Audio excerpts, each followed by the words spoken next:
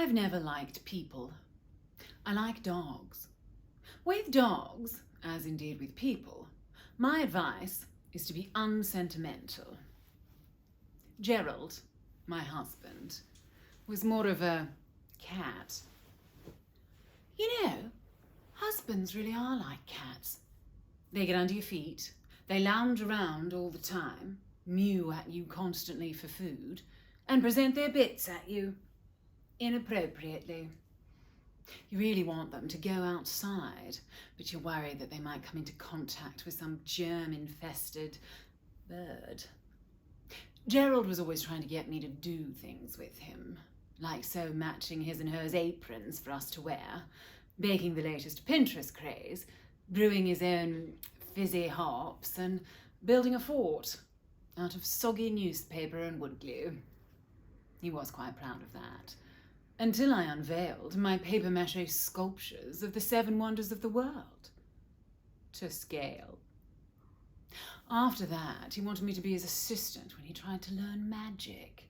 I know. He was always popping up behind me and making things disappear, like my sanity. "Play with me," he'd say. "Play with me, Figgy. I want to make you disappear." I did not find that in the least bit magical. I've always been able to make Gerald disappear. I simply need to say the 3 magic words. Go away, Gerald. Poof! One day, Gerald suggested, "Figgy, so we go on a cruise." I pictured us among the masses, an oozing stream of the great unwashed, who swarm Circular Quay like maggots, devouring the carcass of a kangaroo, thinking that rancid floral fabrics and elasticated shorts were the height of luxury. Gerald, do you have some sort of sick fantasy you've never told me about, of being imprisoned in a giant floating menagerie? Well, no. I was thinking of a smaller boat on the harbour. Would that help us, do you think, if we go on a nautical jaunt, huh? This time my thoughts turned to the yachting holidays my family and I used to take in the Whitsundays. A month of sailing, fresh ocean air, physical exertion. And that view, of rippling man muscles exerting themselves while I read. Barclay, he dominated our 50-foot super yacht, a firm hand on her tiller. Gosh, he loved hoisting a spinnaker and a swell, and he was so good at hoisting. How I savoured his performance, watching those sails going up and up and up. Barclay! Oh, who is Barclay, you ask?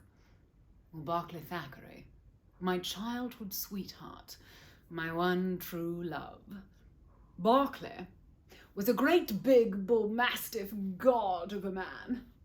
Compared to Barclay, Gerald, well, he never quite measured up. Packing my suitcase for the trip reminded me of being sent away to boarding school as a child. There was some bullying. Oh, but I don't regret it. I did regret looking up, however, to see Gerald standing in the hallway of our apartment, wearing a wetsuit, lashings of fluoro zinc, and holding a little paddle, because it dawned on me that Gerald had hired a canoe. Oh, Barclay would never have hired a canoe. He'd have had one made, especially, or else it just would not have fit. You know, I cannot remember a time when I didn't know Barclay. He loomed large in my youth. In every picture of family events, there he would be. Mount Barclay, as Daddy used to say. Not inaccurately. Figgy! Yes, Gerald? As I reluctantly returned to reality, Gerald, perversely, seemed overjoyed. He was now jumping about the bed like a young child at a birthday party, jacked up on sugar. I was just about to tell him that an accident was imminent when he bounced too high, hit his head on the ceiling and fell on the floor. Looking at Gerald beneath me reminded me of how we'd met. University theatricals. I was starring as Desdemona in a production of Othello, I was writhing around on the bed when Gerald, who was third spear carrier or something or other, made the entrance he'd missed from the scene before, tripped over the sheets, lost control, and his tip fell off. I glanced up from the bed to see Gerald sprawled splat on the boards, looking similarly bewildered to how he did now. You know, it was in that moment that I realised just how much I so loved the stage. Barclay did not like to come to the theatre, though. I think the idea of adults still playing dress-ups and the gender ambiguity of men in makeup made him uncomfortable. He always was very old-fashioned. Barclay and I were due to get married. He was on his bachelor party in the Northern Territory. They were fishing when it happened. It was so sudden, there wasn't time to... You know, it took the largest crocodile that Darwin had ever seen to eat my Barclay. When they cut him out of the stomach, he looked perfect, except for the fact that he was dead. The funeral was spectacular. He was buried in the family winery in the Hunter. After the service, I requested that the family keep a space for me, the plot of earth directly above Barclay, to be exact. I will spend eternity with Barclay, like the white chocolate melting over an enormous red velvet and caramel mud cake, and our vines will grow together forever. Figgy? What, Gerald? It was at the funeral that Gerald proposed. I told him that he should not be so pathetic, but little Gerald just kept at me, and so more to shut him up than anything, I agreed. Mummy and Daddy just slotted Gerald into the wedding they already had planned. It's all a bit of a blur, really. Much like trying to see through the fog out on the harbour in the canoe.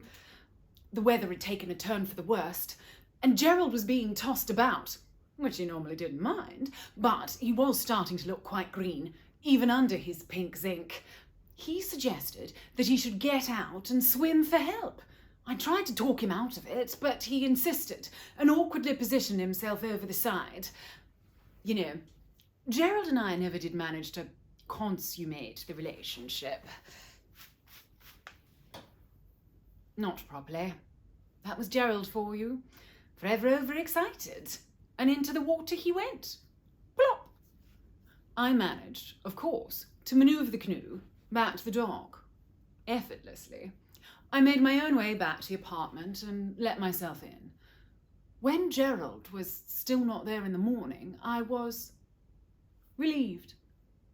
It was the first time in my life that I'd ever been on my own. Over the next few days, I stayed alone, and I slowly began to enjoy myself. I had a drink. I laughed. I read. I thought. I did nothing meaningful for days on end. I even danced. I befriended the TikTok. Oh, and then I discovered that there was a little theatre just down the road from my salon. Oh, I felt like I was home. Truly. No, they never did find Gerald's body. He still hasn't washed up. I may be after Gerald and post Barclay, but I will not be defined by them. This is my time, and tonight is my first night back in the theatre, the first time in forever. I may have a non-speaking part, but I've appointed myself as understudy to the lead.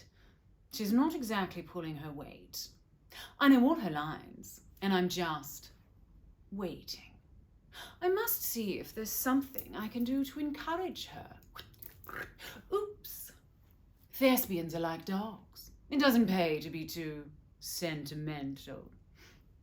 Can you hear that? They're always like, Figgy, Figtree Saint Clements, stop talking in the wings and get on stage. I have to go. They can't cope without me. Ta-ta!